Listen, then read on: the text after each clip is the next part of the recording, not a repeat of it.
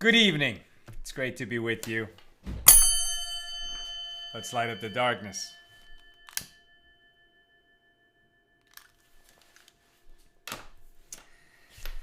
Who is with us on a Wednesday evening, halfway through the week? Stephen in New Hampshire, Nancy, North Carolina is here on time. I love it. Joe in Texas, Tom wishing everyone a joyous Wednesday. A Freiliche Mittwoch. Bella in Florida, Lucy in Minnesota, BB in Florida, PK in Colorado, Melissa in Great Neck, Ryan in Florida, Paul in the Great Northwest, Bill in mid-Missouri, just now breaking my fast from today. And once again, as happens every Ash Wednesday, my sheer awe at the Yom Kippur fast and those who keep it has increased considerably. May your holiday be meaningful for you, Bill. Shandora in the Bronx. Sharon, wishing everyone a Chodesh Tov. Today was a 2-day Rosh Chodesh, Tuesday and Wednesday. Now it's night, so Rosh Chodesh is over here. But we are in the month of Adar, the month of joy, the month that includes Purim. Pauline in Chicagoland, Ace in California, Paul in Minneapolis, Joan in the Inland Empire, Roger. I made it to the Love Show. Much love from Philadelphia. Awesome. Kelly in Ontario, Canada. Over there on the YouTube side, Ella says shalom. Franco checking in from Trieste, Italy, where it's 3 a.m. Wow, I'm in awe. Welcome, Franco. Aoife in Florida. James wishing everyone shalom, peace. So good to be learning with you all. Tonight's episode of AT Daily is sponsored by Moshe Zoreya. I hope I'm pronouncing that right, Moshe. For the healing of Rivka Chana Z and SDA. May they have a refuah shlema. May they have a complete and speedy recovery. We say amen. And Moshe, may you and all your loved ones be showered in blessings. Thank you for enabling us to share more Torah with more people around the world. And may you and all your loved ones be sponsored an episode of AT Daily. Donate.accidentaltalmudist.org. We appreciate the support for our nonprofit. Okay. I confess, I don't feel like learning today. I don't feel like teaching today. I'm tired. I'm under the weather. Hopefully I'm not coming down with something. I'm just not in the mood. I'm really tired. I'm a little run down. But you know what the beauty of having a regular time to learn every day with our community is? It doesn't matter if there's a day when you don't feel like it. You gotta show up and learn anyway. So thank you for holding me accountable, my holy sisters and brothers. I may not feel like it, but I'm gonna bring my best anyway. That's the beauty of it. And that's one of the first questions, right? You're asked when you go to the next world. Were you honest in business? Did you set aside regular times for learning? So thank God we can say yes. Okay. We picked this, today we're going to complete chapter 4 here in Tractate Nazir, the 17th volume of the Talmud. We're completing chapter 4 with our discussion of Mishnah number 5 here in chapter 4. Is there an additional Mishnah? And we'll be doing Mishnah number 6 as well, right? Completing Mishnah, the discussion of Mishnah number 5, and we'll do open and close Mishnah number 6 here in chapter 4. We picked this up near the bottom of page 29b. Our daf tonight is page 30. And as I mentioned yesterday, we would have an incident that explains, that explores this principle that a father can make a vow of nazirus on behalf of his son who is a minor, and the ability to do that because you can't make vows for other people, even for your children. But the vow of nazirus, there was a law given to Moses at Sinai, one of the few oral laws that were transmitted directly to Moses at Sinai, creating this tradition that a father can make a vow of nazirus for his minor son. Now, the minor son has the ability to cancel it. He doesn't have to ratify, he doesn't have to accept that vow. If his father makes that vow for him and then the son shaves his head, showing that he doesn't want to be a Nazir, or if the son takes a drink, showing he doesn't want to be a Nazir, or if the son says, I don't want to be a Nazir, or if one of the relatives of the boy says, no, he doesn't want to be a Nazir, then the vow is canceled.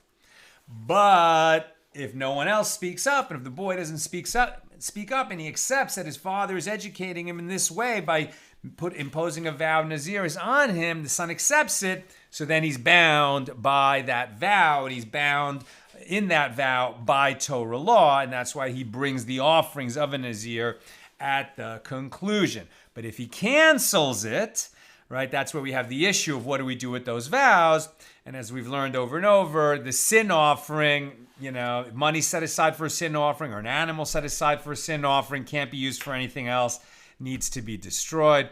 But the money or the animal set aside to be the elevation offering or the peace offering, those can be brought as a gift offering or a peace offering, respectively. Okay, so now we have this incident where it actually happened, and it happened with one of the sages when he was a minor. So shall we say that the dispute between these Tanaim, these rabbis of the Mishnah, that we've been looking at, right, between Rabbi Yochanan, who said that this is a law given to Moses at Sinai, and Reish Lakish said, well, no, actually the reason that a father can make this vow for his son is just because he's educating his son, right? We have a general commandment to educate our children in how to follow the commandments. But the law is like Rabbi Yochanan, that this is a Torah law that was given at Mount Sinai.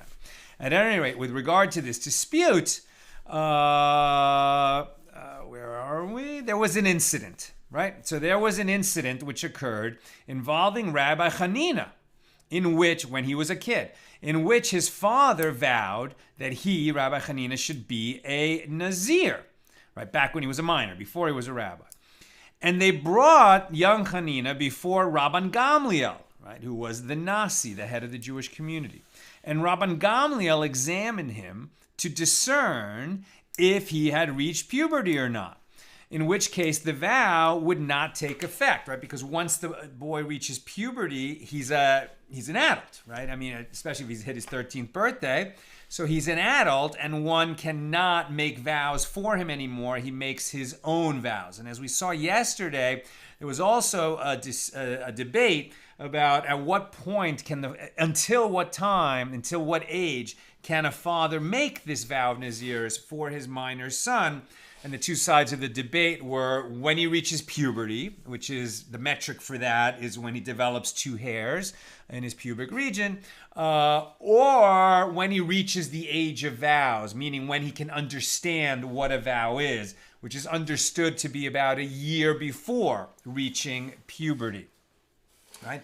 So it happened when Chanina was young that his father made this vow for him, and I guess the local authority that they asked, or the father believed, it's, he can only impose that vow until he develops 2 hairs, right? Until he reaches puberty. And they weren't sure whether that had happened yet or not. I don't know why they needed to, didn't just ask the boy, or why the father didn't examine him himself, but for whatever reason, they brought him to Rabban Gamliel, right? The Nasi, the head of the Jewish community.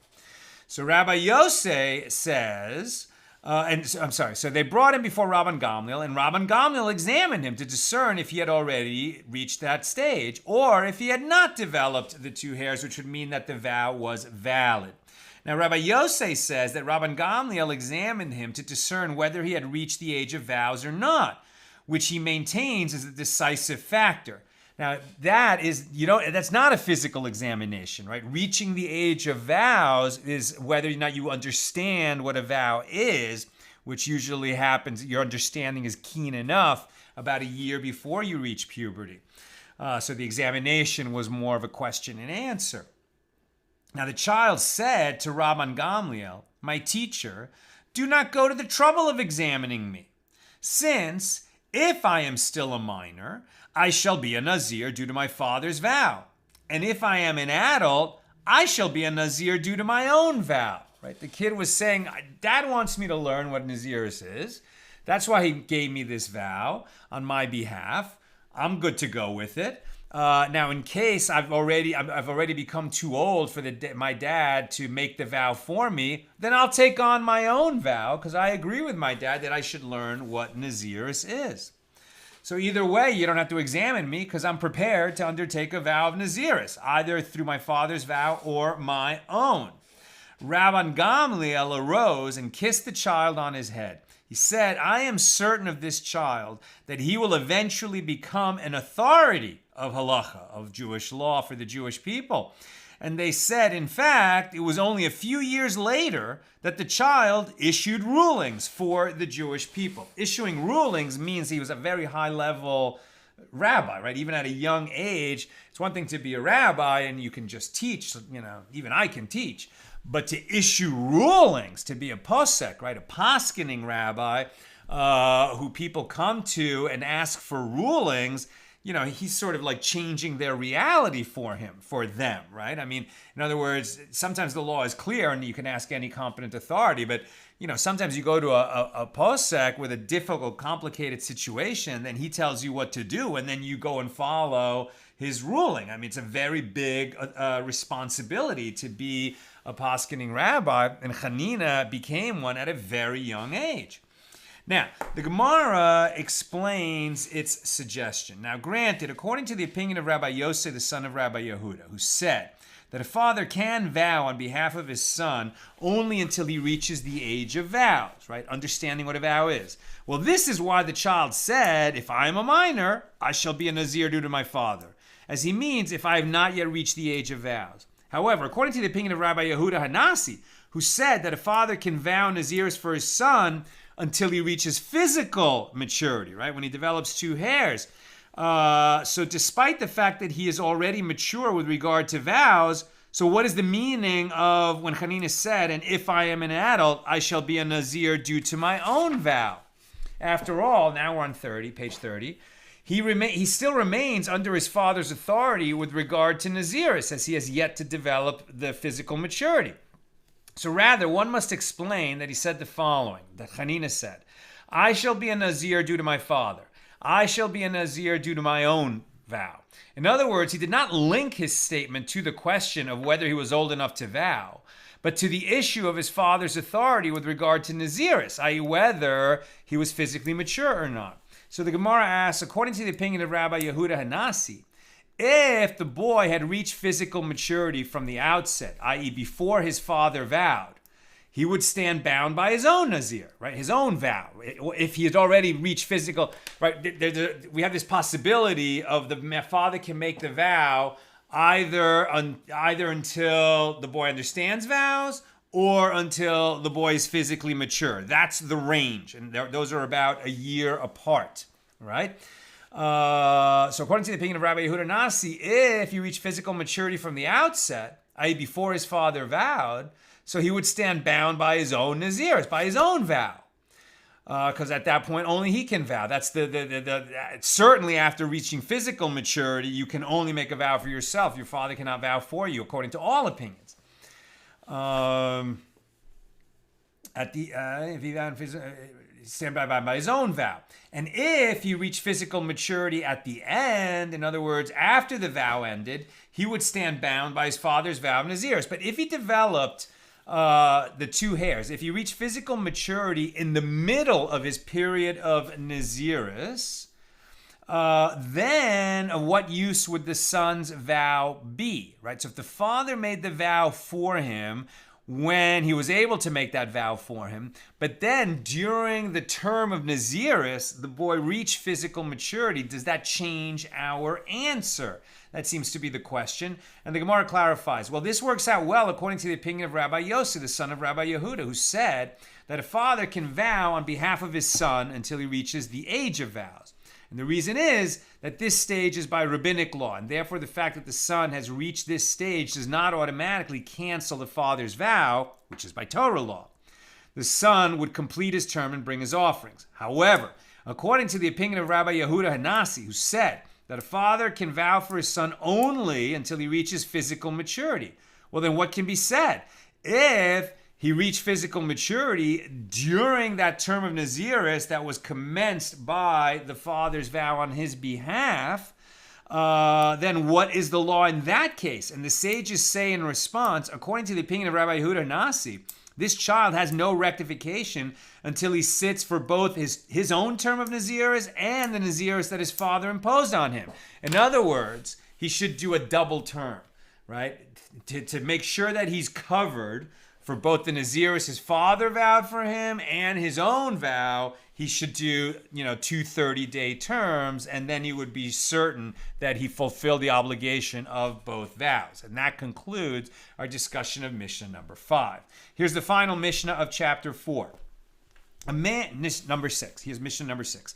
A man can shave, which, as we've learned over and over again in this context, shaving is a term of jargon that means one who was a Nazir shaves at the conclusion of his Nazirus and brings the offerings that are incumbent on a Nazir to bring, right? So to shave in the context of Nazirus means ending your Nazirus, shaving your head, and bringing all the offerings that a Nazir must bring at the conclusion of his term.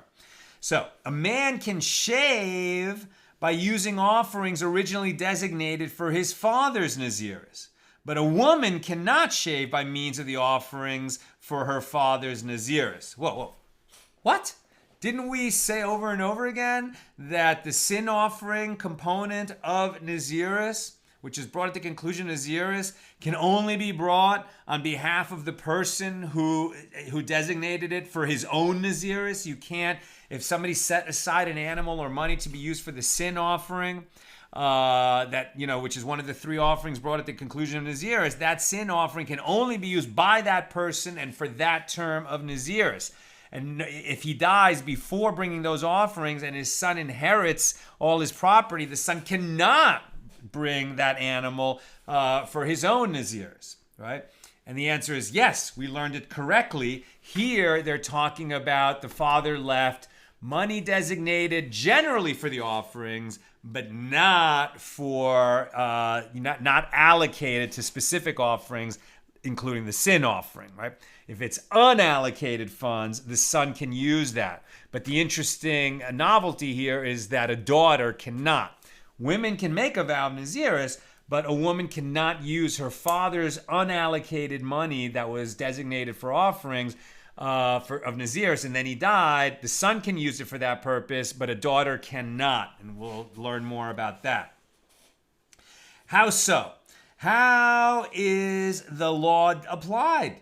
It applies to one whose father was a Nazir and separated unallocated money for his Nazirus. He did not state which coins were for which of his offerings, because that would trigger the problem we've talked about.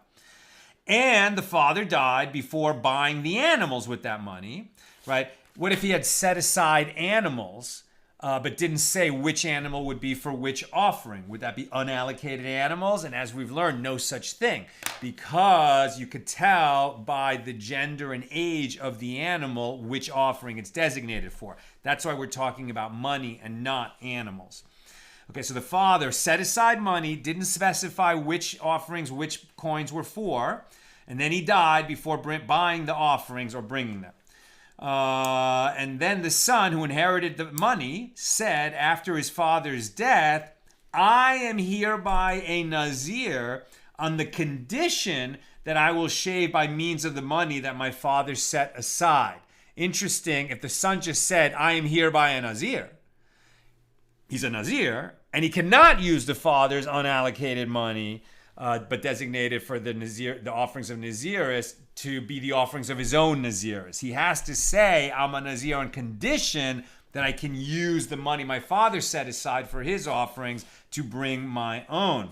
Now, Rabbi Yosei said, in that case, these coins are allocated for communal gift offerings, and the son may not use them, as this is not the case of the law that a son can shave by using his father's Nazirus. Rather, who is the son who can shave by using his father's Nazirus? This is referring to a son and his father who were both Nazirim during the father's lifetime, and his father separated unallocated money for his Nazirus and died. This is the one who may shave by using his father's Nazirus. Interesting that according to Rabbi Yosei, which this is not the law is like the majority, but Rabbi Yosei would say No, he can only use his father's offerings if they were both Nazirim while the father was still alive. Now, the Gemara on Mishnah number 6. And it's a short page today, so we're almost halfway done.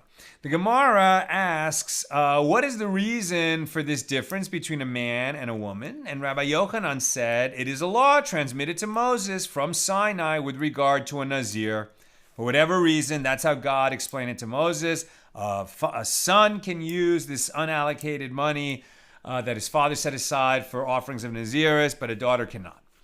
And the Gemara asks, it is obvious that this is so, even without this law. What is the purpose of stating this? Why is it so obvious? Is Rabbi Yochanan coming to say that a son inherits from his father, whereas a daughter does not?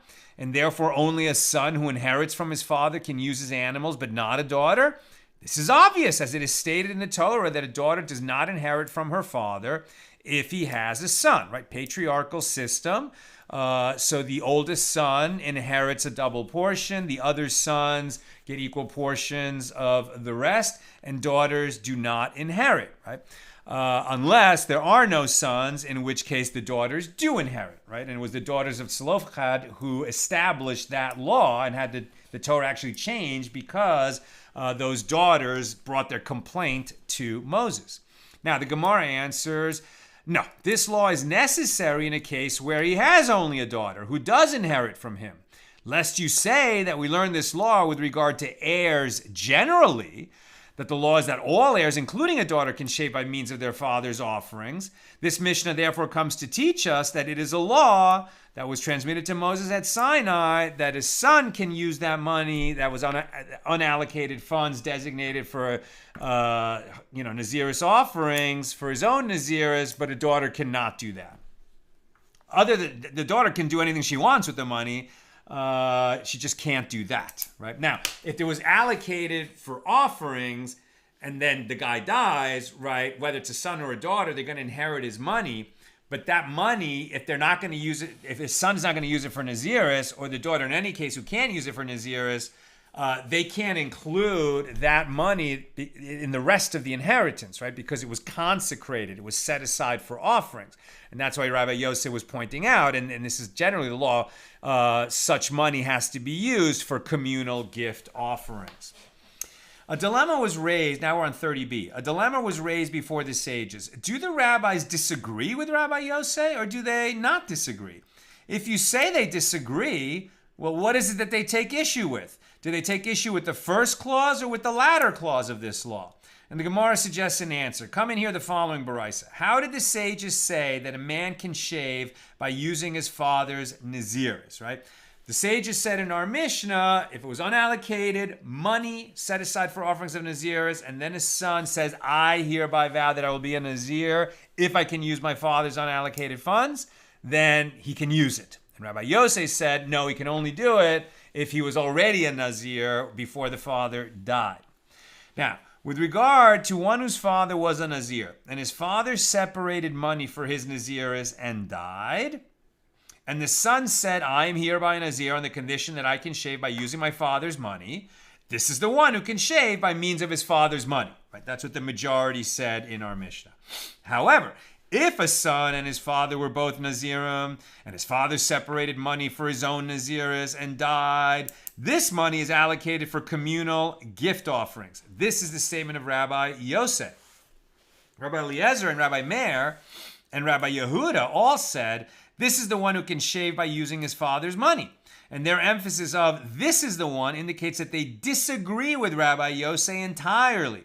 In other words, where Rabbi Yosef rules that one can use his father's money if he was a Nazir during the father's lifetime, they maintain that he cannot do so. And conversely, in a case where Rabbi Yosef says that one cannot spend his father's money, where he made the vow after the father died, the rabbis say, yes, he can, right? So they disagree with Rabbi Yosef on both cases.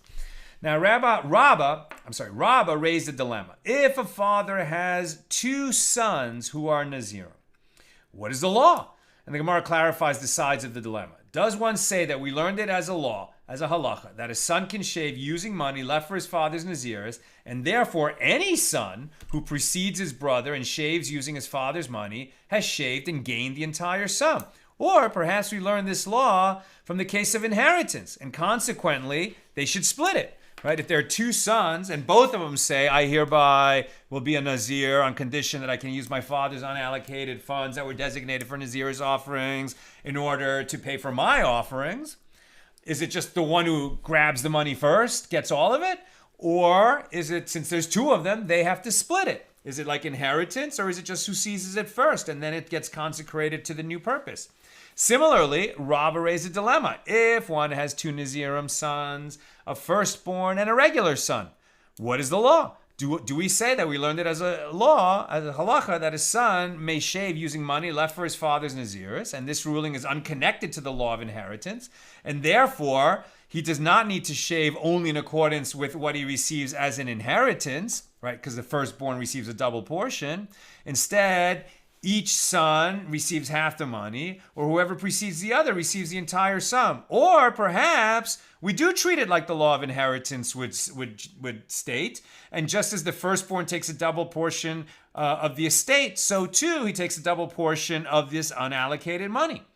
And if you say it is an inheritance and he shaves in accordance with the portion he receives, firstborn gets a double portion, it is still possible that it is only with regard to non-sacred matters that a firstborn has a double portion. But with regard to consecrated property, this law does not apply. Or perhaps since he acquires that money, although he uses it for the purposes of shaving for Naziris, it is no different. It does not matter that the money is for a sacred matter, and he does get a double portion. And yet another dilemma. We haven't answered any of these questions yet, but the Gemara raises yet another question. And if his father was a permanent Nazir and the boy was a temporary Nazir, or if his father was a temporary Nazir and the boy was a permanent Nazir, what is the law? Can the son shave using money left for his father's Nazirus? Does one say that when we learn the law that a son can shave using money left for his father's Nazirus? This applies only in a case where they were both temporary Nazirim or both permanent Nazirim. Is it no different? And it's just Nazirus that matters, and it doesn't matter if they had different terms or totally different category of terms. We don't answer that question. And if you say here, both cases are at least similar in that they involve ritually pure Nazirus, and therefore the son can make use of his father's money, then Rav Ashi raises a different dilemma. If his father was an impure Nazir, and the son was a pure Nazir, or if his father was a pure Nazir, and the son was an impure Nazir, right? Impure means became impure for the dead and has to bring the offerings of impurity in the middle of the term of Nazirus and then restart the count of days. So can he still use his father's unallocated funds to bring his offerings of impurity?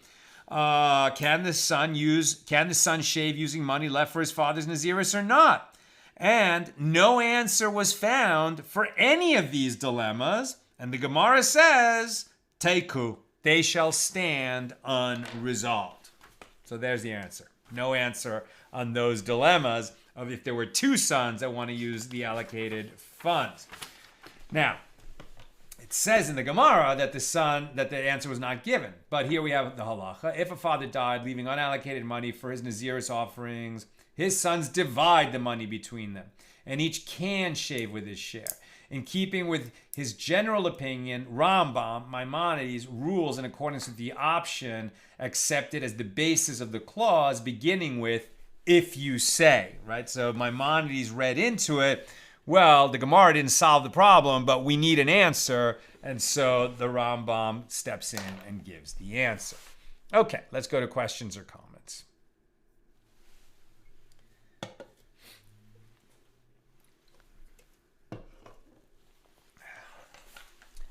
Tom, can a father vow Nazirus for a baby?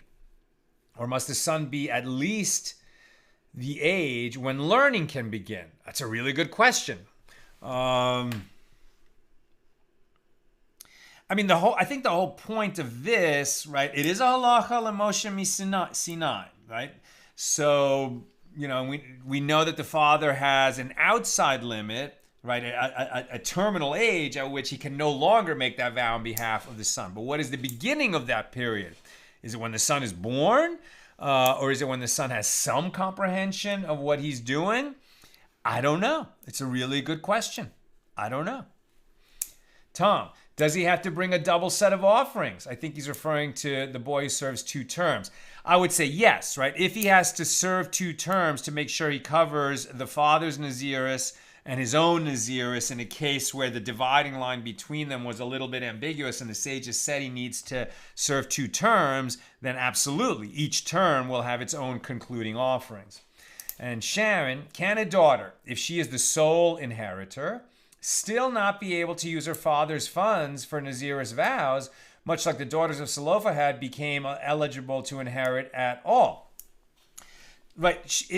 I think what we learn here is that if she's the sole inheritor, she's going to get his money, but she's not going to be able to use his unallocated funds that he set aside for nazirus offerings to be her own nazirus offerings. And for some reason, that's the way the law was given, and the daughters of Zelophehad didn't speak up at that time. So that part of the law was not changed, and that's the way it came down.